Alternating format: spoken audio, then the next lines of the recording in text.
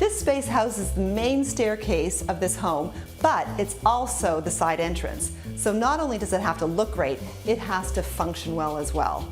Now, we used to have a utility closet tucked back over here, but we wanted to add a powder room to this space. So we took the utility closet from here and built it over here. We now have great storage for the vac hose and additional coats and boots. And we built a partition wall across here.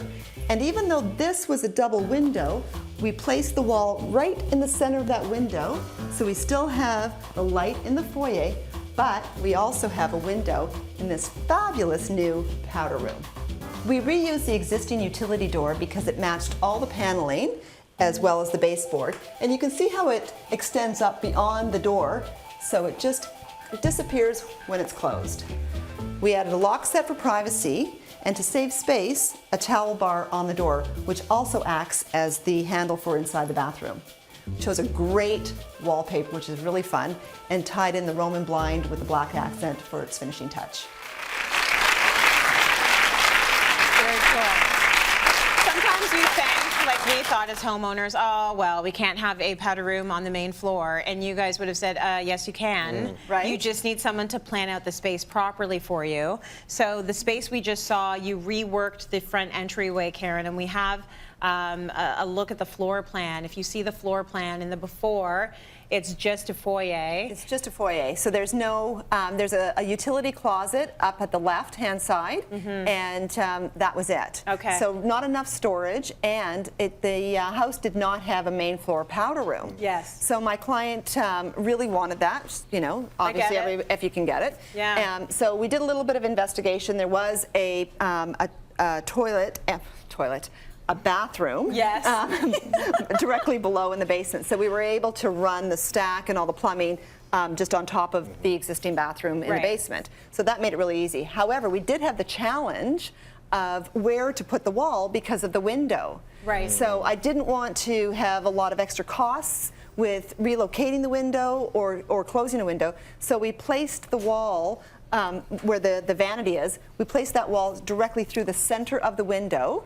So now half the window is in the foyer and the other half of the window is in the powder room. Oh, okay, got it. And that way, and there's the powder room's big enough and you haven't lost any actual real estate in the foyer. That's cool. That's a good solution. Okay, Shai, let's take a look at another, it was a dilemma, I guess, or I don't know if the homeowners found this to be a dilemma or not. I found it to be a dilemma. So a powder room in the kitchen. Yeah, one of my biggest pet dilemma. peeves, a bathroom that opens into the kitchen. Yeah. I mean, there are a lot of noises and smells that should come from a kitchen, and a bathroom should not be one. Right. So, yeah, and the other thing It's awkward. It's awkward, and you and I always talk about this. The kitchen has really become the focal point for congregating, for parties.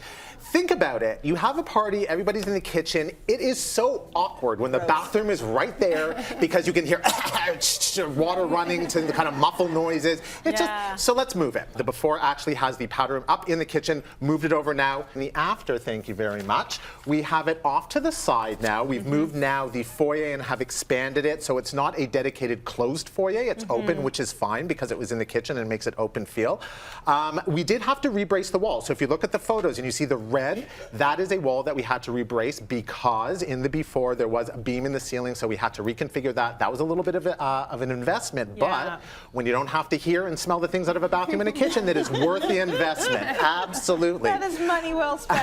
Absolutely. Yeah. So I mean that's a key one. Now the challenge or not so much downfall, but the thing that we kind of lost was, like you say, a window in the new powder room. And in the future, they could absolutely open one. But again, thinking about what the function is and having the powder room in the kitchen, it was worth it. In the future, if they decide that they actually want to add the window, it's easy enough to do with an engineer and with a contractor. Should be fine. And one thing I think you should really consider if you're doing a powder room anywhere on the main floor is insulate all the walls of a powder room.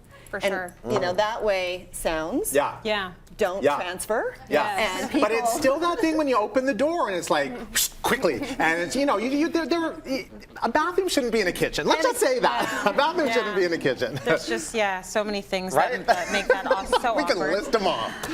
Okay, so Stacy, you did quite extensive before and after here in this room, in this house. So you can see in the before shot, you've got a family room, you've got stairs. So you mentioned to me that there was a sunken family room, which you wanted to change. Why did you want to change that? So there were really three main issues. The family room was a sunken family room, so it really sort of dictated the furniture layout in the space. The kitchen was a galley kitchen, and so it was very closed off from the rest of the house, and the eating area was much larger than what they needed. There was actually a lot of empty space, which wasn't large enough to be usable. So by actually raising the lowered floor in the family room area, we were then able to spill out some of the furniture, so the footprint of the family room was able to get larger, and then we opened up the kitchen as well, so they have an open concept kitchen open to the family room area. But one of the key things for this family was also at the side entrance, which I think you can see on the before shot. It's a very tight entry with pie-shaped stairs, so literally you're coming in the door and then there's stairs going up and stairs going down. And they didn't have a mudroom, so they really wanted to incorporate a mudroom. It's a family of 5. They have lots of coats and boots. So we incorporated a mudroom, gave them a wider staircase, and opened it up to the basement below so that a lot of natural light also goes downstairs. So there was quite a bit of reworking, but it really maximized the space, because for home this size, it was really actually quite small rooms, and these are rooms that they're using all the time. All the time. That is so smart. See, design should be smart. You should be thinking and trying to plan, and I say this as someone who doesn't. But I'm saying listen to them, they know what they're doing. Let's